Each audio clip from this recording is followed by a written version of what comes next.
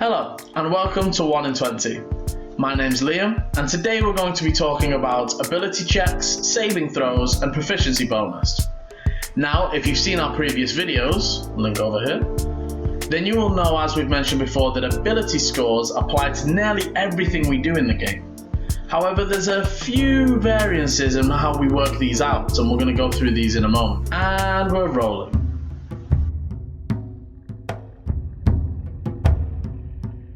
So, as we've mentioned before, our ability scores apply to certain skills and saves.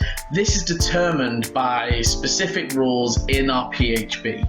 If you look through the skill section, it should say next to it which of the ability scores is going to apply to that specific skill. We use these skills whenever there is question in mind on whether your action is succeeded or not. So, for example, if you're just going to go and talk to the barmaid about who's been by lately, the DM might decide that you don't need to roll for that. The barmaid's pretty chatty and she's willing to give you that information. However, you go up to a tight-lipped guard who's been told not to tell anyone anything. This is a little harder and your DM might ask you to make a persuasion check, for example. Or maybe you're going to use deception to lie to him about your rank and status.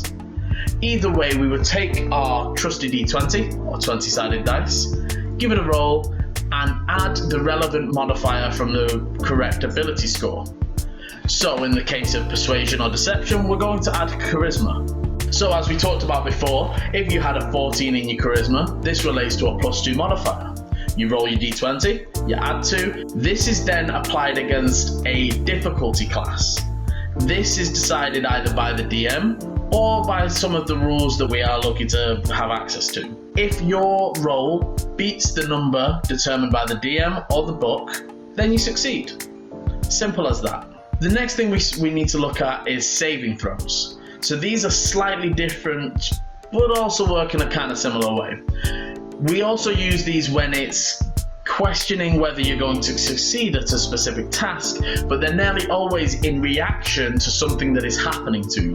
Strength, dexterity, and constitution saves are always based on physical attacks or effects that are going to hurt or harm you.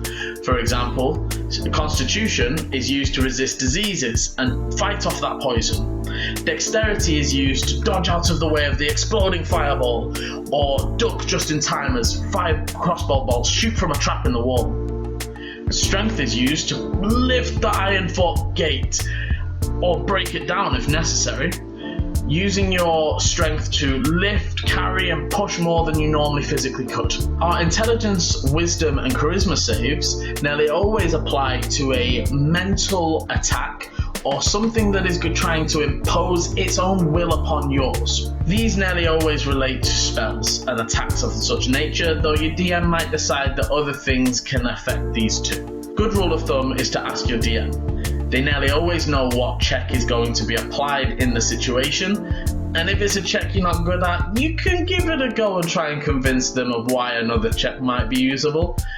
And I'm the kind of DM that's likely to agree with you if you come up with a good enough reason. However, remember that whatever the DM says in the end of the day goes. So if he says you need to make a strength save, you need to make a strength save. The only thing that changes these numbers, apart from our ability scores, is a little thing called proficiency bonus. Now, the proficiency bonus is predetermined by a table in the PHB, or Player's Handbook. Proficiency bonus is determined by the character level. A little complicated caveat here is that class level and character level are two different things. Multi-classing is something we're going to talk about in a later video, but for now just imagine that you are a level 4 wizard and a level 3 rogue. The class level is each individual level. So you are a level 4 wizard, that is your class wizard level, and you are a level 3 rogue, that is your rogue class level. However, your character level is the combined total of all of your classes. In this case would be level 7. It is our character level that we use to determine what proficiency bonus we get. So the example we're going to use is a level 1 character. At level 1, you always get a +2 to your proficiency bonus. Now, what do we even apply this proficiency bonus to? It sounds kind of silly to say, but you apply it to things you're proficient in. Now, what we're proficient in is determined by class, race, and a few choices you get to make along the way. So, for example, let's take our level 1 rogue. Our level 1 rogue decides that they're going to be extremely sneaky, and they're going to be proficient in stealth. Now, when they make a stealth check, instead of rolling the d20 and only adding our dexterity modifier, we also get to add our proficiency bonus, taking your 14 dexterity from a +2 to a +4, making you that much better at sneaking past those guards or stabbing that person in the back. Or maybe you're a dwarven smith, creating armor to protect your friends from any vital blows that might come forward.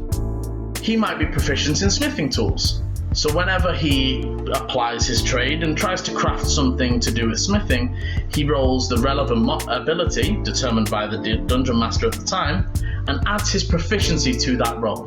The last thing to remember about this is that whenever you level up, this proficiency bonus has a chance to increase. So make sure you're checking that table, because if you miss a +1, that's on you, not your DM. Your DM's remembering many facts about many people all over his imaginary world.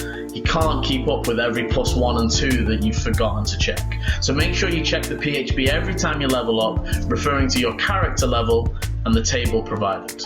Now that we have these scores determined, you're ready to get out into the world, stealthing up and backstabbing creatures, or crafting some armor for your favourite ally.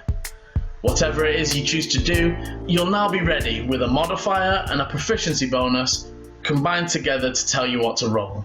If you've liked this video, I've been Liam Wright. If you haven't, I'm Chris Haydock. Thank you for watching, and please remember to subscribe and hit that notification bell so you know when our videos are next coming out. Hope to see you all next time. Roll well.